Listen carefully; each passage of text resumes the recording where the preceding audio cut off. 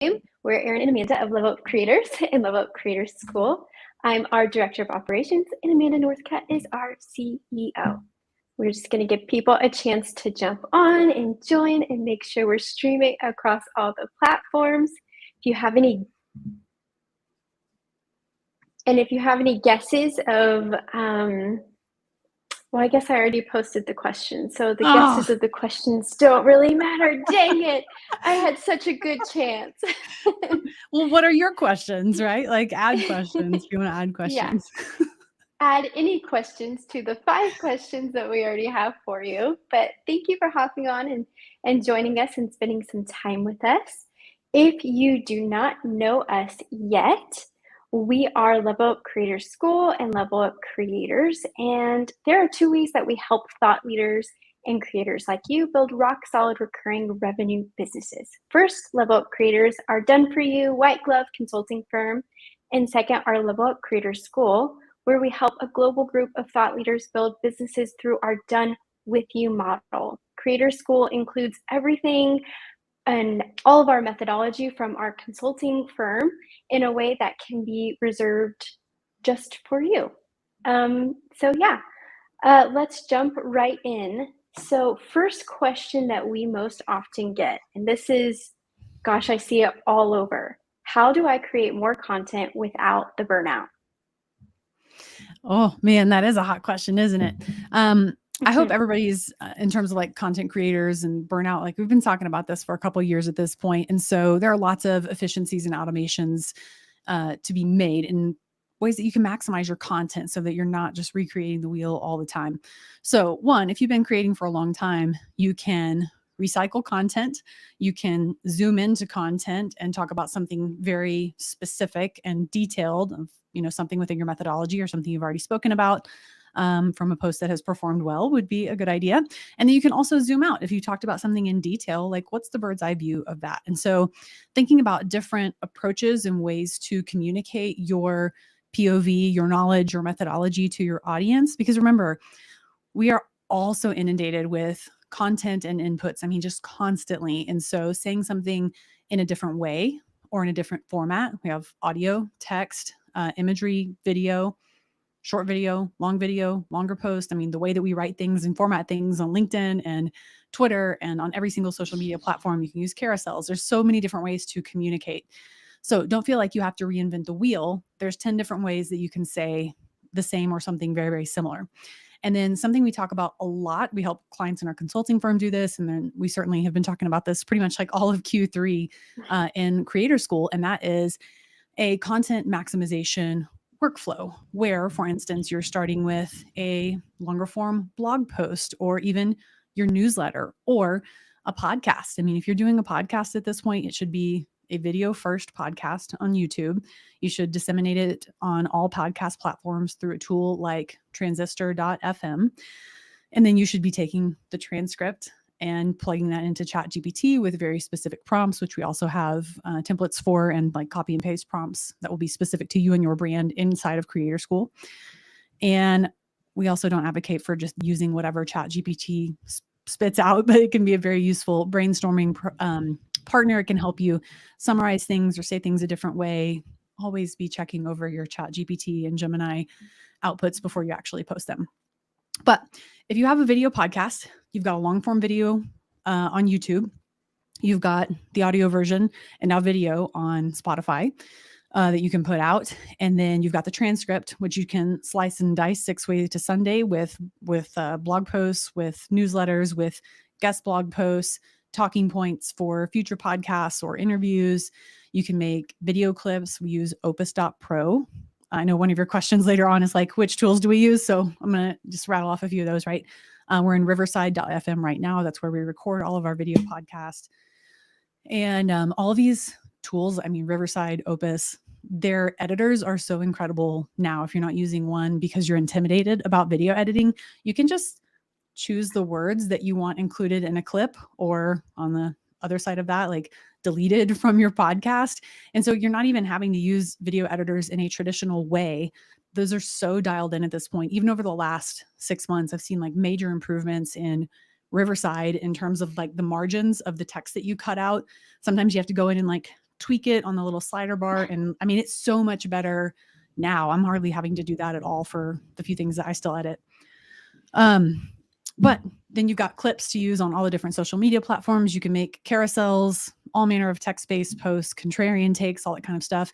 And again, ChatGPT can be a very great partner in making different types of social media content in that regard. So if you're taking a long form piece of content, how many ways can you slice, dice, and maximize it throughout different platforms, and using tools that cost like nothing or 10 or 20 or 30 bucks a month to do a whole lot of work for you that used to be manual lift. So that was a very long answer, but that's really important, like part of business right now, right? Yeah. And that kind of rolls into our next question. What is the best way to leverage AI and ChatGPT for creators and their brand? I feel like I answered 3 questions in one with that last one. Yeah, you did. So helping you make new content out of long form content, or taking a shorter form content like a newsletter, for instance, and asking ChatGPT to create social media posts from that. Or, hey, what are other newsletter ideas that are in kind of like a tangential space to this? Or this is how I write newsletters. Here's another quick, 3 bullet points. Please write a newsletter draft on my behalf. That is, taking these 3 bullet points and making it with the style, tone, and length of this original newsletter that I'm giving you as an example.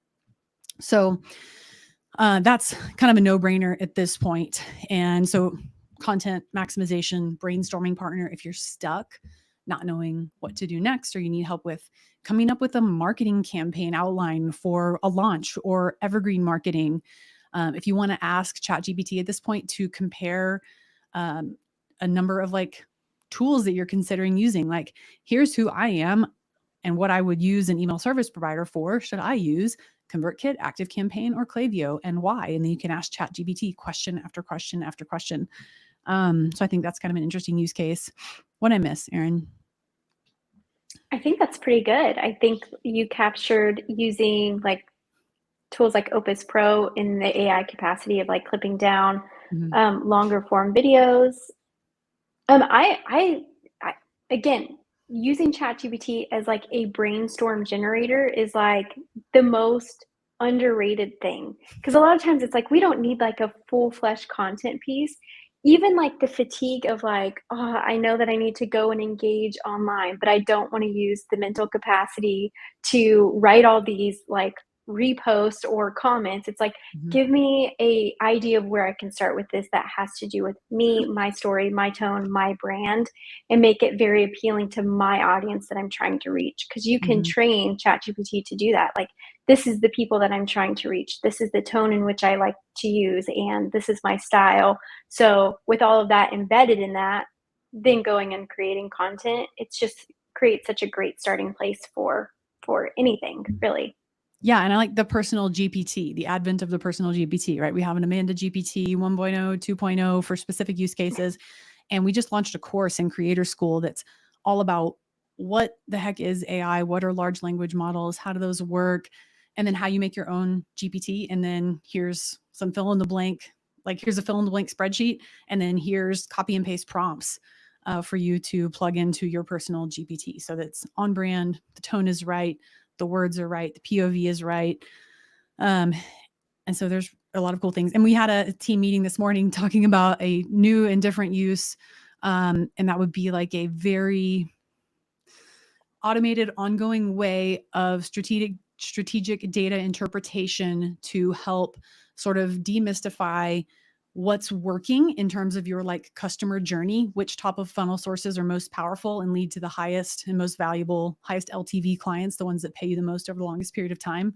And like we're talking about how we build a metrics dashboard with the right data endpoints, help people with tagging at the top of their funnels, follow people all the way through. And then we have the actual data and a GPT that helps us reverse engineer that entire customer journey to bring more people in like that to maximize LTV. So that's like a kind of a different ballgame altogether, but data interpretation. And also, I mean, people use ChatGPT to like write code and all sorts of things at this point. We're talking about creator specific businesses, but I do want people to be thinking more about data and data interpretation and making strategic decisions based on quantitative numbers.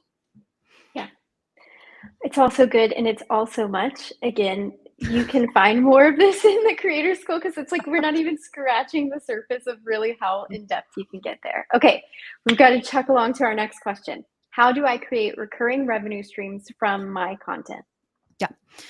I'll give a couple examples of how to do this, but the common element amongst all recurring revenue products and services in the world, this applies to all industries, is that whatever someone is paying for is consumable, whether it's relationships, knowledge, content, data, whatever the case may be. Actually, I have a full list and a cute little graphic. We can make a post about that in the next couple of weeks. But you want to find your sort of like never ending thing that you can provide that people can consume.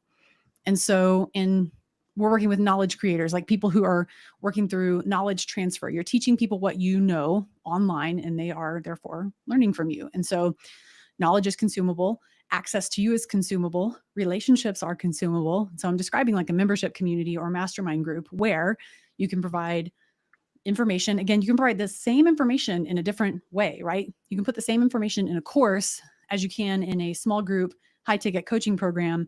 And the impact of those is going to be drastically different, right? The small group coaching program should be exponentially more effective than a course because 90% plus people like do not complete courses. And so if you're working, giving one-on-one advice in a small group setting, like we do in Creator School, the impact that you can have is exponential. And so you should charge an exponentially higher price point for that small group program, even if it's the same information in an evergreen course that someone can take anytime asynchronously. If you have a course, think about, instead of selling it as a one-time purchase course, take the content of the course, the modules, and put it behind a paywall in a membership platform like Mighty Networks, where people are paying what you would have charged for the course, perhaps, for 1 year of access to your Mighty Networks community. This works for MemberUp and Kajabi and others. We're in the middle of migrating Creator School to Mighty Networks, so I'm going to talk about them. So instead of lifetime access, it's 1 year of access, but you also can add once a month office hours and maybe once a month, webinar, like you're teaching a little bit of supplemental material on top of what's already in the course. And then you have a discussion forum community where you're acting as the host and the connector, which is a very highly valued position, like in our societal hierarchy and how our brains work. So if you can provide access to yourself, your course is now a consumable on like a timeline. There's a clock that's running and you're facilitating relationships. And then when that first group of people who first signed up for your 1 year of community to consume your course, strategically drop a second course right when those annual renewals are about to come up. And then you give people a reason to stay for another year.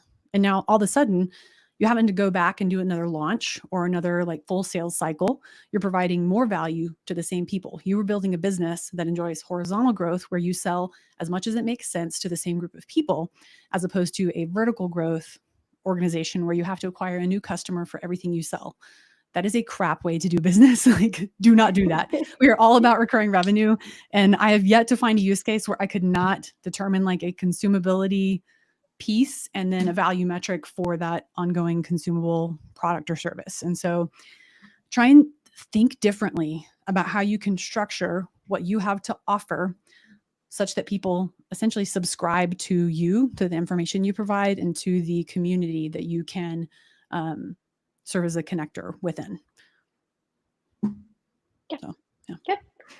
Okay, so what tools would you recommend to a creator who's trying to automate their business? We have a really phenomenal tech and tools guide in Creator School. And we talk about tech and tools all the time because this is on our top 5 question list, right? This is something that people struggle with day in and day out. It is so freaking overwhelming because there's so many choices. There's always a hot new tool. And so if you can have a guide, us, who stays on top of all of this information and get one-on-one help in a small group setting inside of Creator School or in our consulting firm, we do all of it for you. That can save you lots of time and stress in particular. So there are kind of a handful of different types of tools that you should be thinking of as a creator. I'm sure you are all already aware of a social media scheduler, right? We know we use Content Studio, Taplio, obviously. Authored Up is a great one also for LinkedIn. So scheduling, finding some efficiencies there where you're batch creating content. And again, if you have that content maximization flow, you can build out your content for a month at a time or 2 weeks at a time from, again, a single podcast, single blog post, a guest podcast appearance, something like that. Obviously, you need a link in bio tool like Linktree or StanStore.